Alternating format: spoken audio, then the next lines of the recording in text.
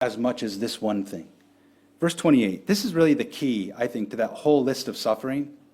This was the worst thing, because all of those other things were external. They were around Paul.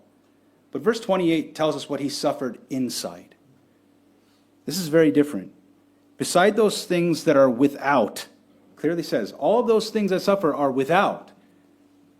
But I also have that which comes upon me daily, the care of all the churches. This is a shepherd's heart. When he's at home, he talks about the church. When he's at church, he talks about the church. When he's away on holiday, he thinks about the people in the church. He's wondering how so-and-so is doing. He's texting people saying, hey, what's going on? How are you? How's this going? Hey, we met last week about this. Do you want to meet up next week to follow up and talk more about that? Hey, do you want to get together to pray and talk over this thing that we mentioned last Wednesday at Bible study or what have you?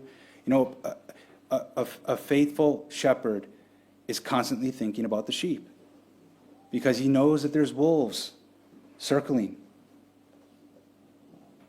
And there's that care. He says, man, besides all that, he says, that's nothing, but there's that care that's constantly burdening my heart and my soul. You know, those things that happen without, they are what? They are occasional. But the care upon his heart was constant.